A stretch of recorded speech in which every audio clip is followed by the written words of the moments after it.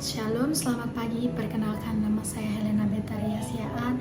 Saya dari mahasiswa Pendidikan Agama Kristen semester 2. Di sini saya akan menjelaskan tentang psikologis pendidikan agama Kristen. Yang pertama sekali kita harus ketahui adalah psikologi terdiri dari dua kata. Yang pertama, physis dan logos yang diambil dari bahasa Yunani, yang physis yang artinya jiwa, logos artinya ilmu.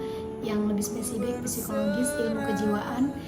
Psikologis adalah ilmu yang mempelajari tentang gejala-gejala kejiwaan. Saya juga akan menjelaskan beberapa dari pendapat para ahli. Yang pertama daripada Paul Musen dan Mark mengartikan bahwa psikologis adalah sebagai ilmu yang mempelajari pikiran, akan tetapi dalam perkembangan pengertiannya tersebut berubah menjadi behavior atau tingkah laku. Selanjutnya ada pendapat dari Muhyiddin Shah menyimpulkan bahwa psikologis adalah ilmu pengetahuan yang mempelajari tentang tingkah laku terbuka dan tertutup pada manusia, baik individu maupun kelompok dalam hubungan dengan lingkungan. Saya akan menjelaskan pertama tingkah laku terbuka. Tingkah laku terbuka adalah tingkah laku yang bersifat psikomotor yang meliputi perbuatan, berbicara, duduk, berjalan, dan lain sebagainya.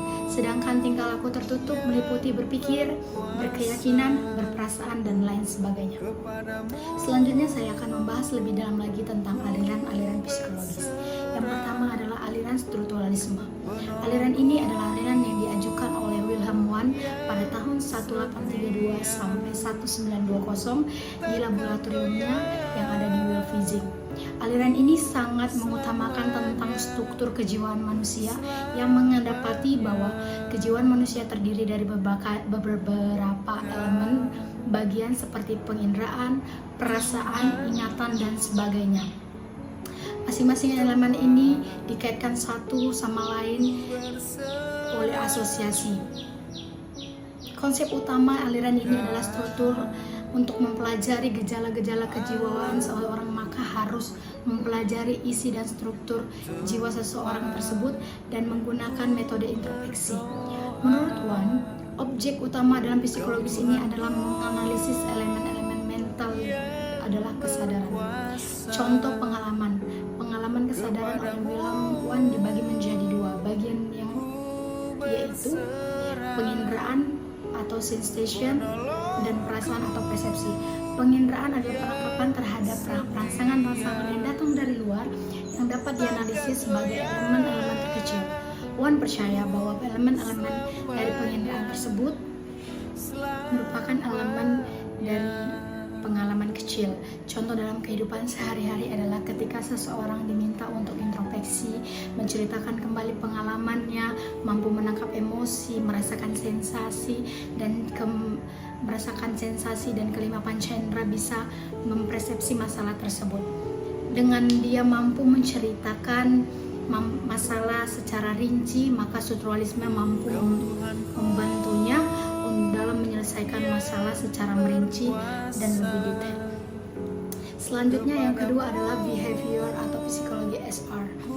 Aliran ini dikemukakan oleh John B. Watson pada tahun 1878 sampai 1958. Ia lebih mementingkan perilaku terbuka daripada perilaku tertutup yang dapat secara langsung diamati.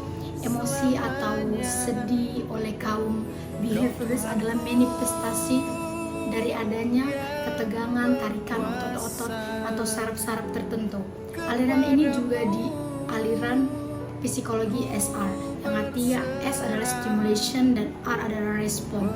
Karena menurut penganut aliran ini perilaku selalu dimulai dengan adanya rangsangan atau stimulation yang diikuti oleh reaksi atau respon atau rangsangan tersebut.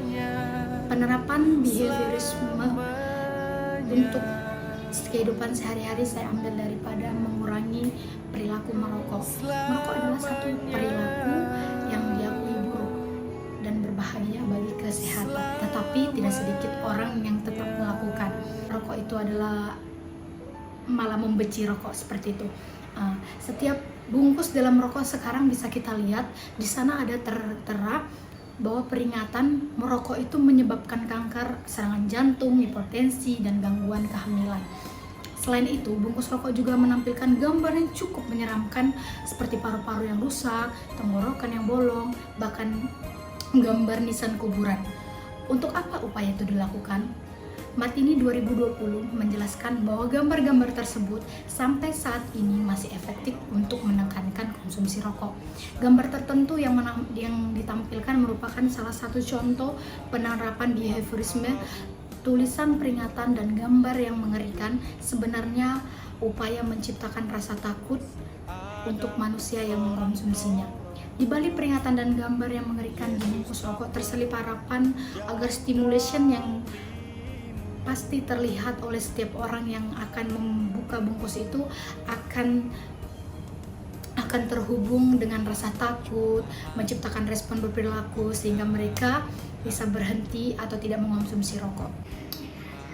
Selanjutnya, psikologi Gestalt. Aliran ini pertama kali dikemukakan oleh Marx pada 1912. Teori ini adalah pengamatan atau persepsi suatu situasi rangsangan yang dianggap secara keseluruhan. Jadi persepsi bukanlah penjumlahan rangsangan-rangsangan kecil detail yang ditangkap oleh alat-alat indera, melainkan merupakan keseluruhan yang berasal dari keseluruhan tadi. Kasus yang bisa kita ambil dalam kehidupan sehari-hari dari psikologi Gestalt adalah ada seorang mahasiswa yang bernama Angel yang mengungkapkan bahwa semua lelaki itu tidak baik. Ia menganggap bahwa semua lelaki selalu menyakiti dan bersikap kasar. Perilaku Angel cenderung menjauhi lelaki. Hal ini membuat ibunya merasa khawatir, cemas akan anaknya yang tidak akan mendapat pasangan hidup. Pada akhirnya, mereka pun mendatangi konselor dengan pendekatan Gestalt. Ternyata diketahui bahwa pada masa lalunya, Angel mengalami perlakuan yang buruk dari ayahnya sewaktu berusia sekolah dasar. Ia seringkali dipukul, dihardik dengan kasar oleh ayahnya. Konselor Gestalt akan berusaha untuk membantu Angel merasakan apa yang terjadi ini. Konselor akan memfasilitasi Angel untuk menunjukkan situasi yang terjadi pada saat ini. Pendekatan Gestalt tidak berorientasi pada masa lalu atau berusaha untuk mengorek perilaku orang tuanya yang menyebabkan Angel berperilaku menjauhi lelaki.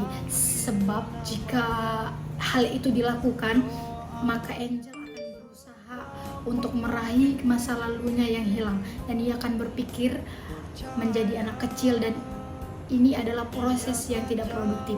Angel akan dibantu untuk menyadari bahwa perilakunya tidak produktif dan kemudian mencari perilaku yang lebih produktif.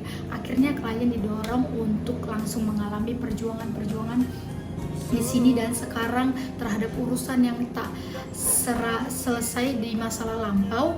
Dengan mengalami konflik, meskipun hanya membicarakannya, klien lambat laun memperluas kesadarannya. Di sini juga kan selanjutnya saya akan membahas tentang psikoanalisis.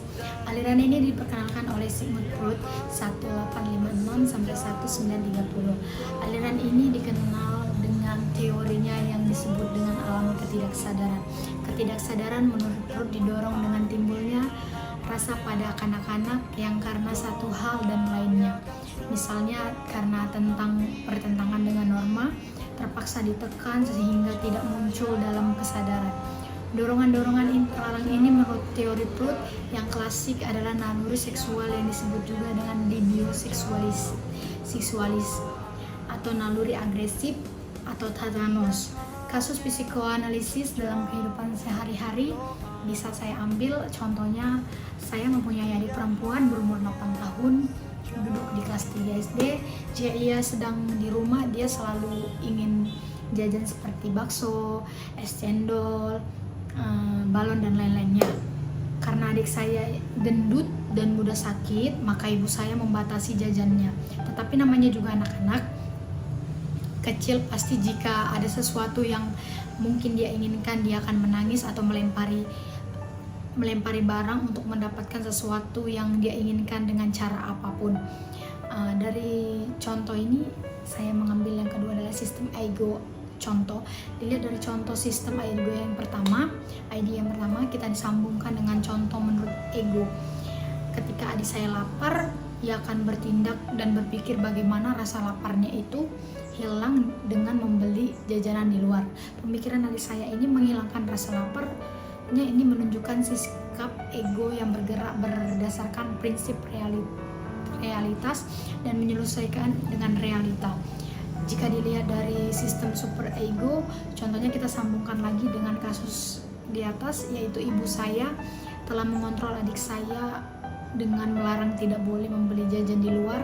Tetapi apabila super ego telah terbentuk, maka kontrol dari dalam dirinya akan keluar dengan memaksa ibu untuk mengizinkan jajan di luar rumah. Perspektif psikoanalisis memberikan cara baru untuk memandang beberapa contoh sebuah tindakan yang kita miliki suatu penyebab, tetapi penyebab itu lebih sering merupakan tindakan bawah sadar kita. Contoh, kita mau masuk ke tempat yang gelap, seram dan dingin, maka secara tidak langsung alam bawah sadar kita terbentuk dan timbulnya rasa takut dan merinding. Yang selanjutnya saya akan membahas tentang psikologis humanistik. Psikologis humanistik adalah paham psikologis yang mengutamakan manusia sebagai manusia segala sumber keseluruhannya. Manusia harus dilihat dari totalitas yang unik, yang mengandung semua aspek dalam dirinya atau selalu berproses untuk menjadi dirinya sendiri atau aktualisasi diri. Tugas psikologis dalam konteks ini adalah bertugas untuk mendorong potensi-potensi yang ada yang baik di dalam dirinya dalam proses aktualisasi diri. Dua tokoh yang terkenal dalam aliran humanistik adalah Charles Rogers dan Abraham Maslow. Contoh teori humanistik dalam pembelajaran antara lain, pertama, guru memberikan motivasi kepada murid agar tertarik mengikuti pelajaran. Yang kedua, guru menjelaskan ulang dan memastikan murid benar-benar mengerti tentang materi yang disampaikan atau nasihat yang disampaikan. Yang ketiga adalah guru memahami karakter murid supaya mampu menyesuaikan keinginan murid. Yang keempat adalah memfasilitasi materi dengan media kreatif agar murid tidak bosan, seperti buku, modul pelajaran, dan tambahan perangkat audio visual. Yang kelima adalah memelihara suasana belajar agar senantiasa kondusif dan menghargai dan merespon perasaan murid. Cukup sekian penjelasan daripada saya tentang psikologis pendidikan agama Kristen. Terima kasih yang sudah mendengarkan. Sampai jumpa. Shalom. Tuhan Yesus memberkati.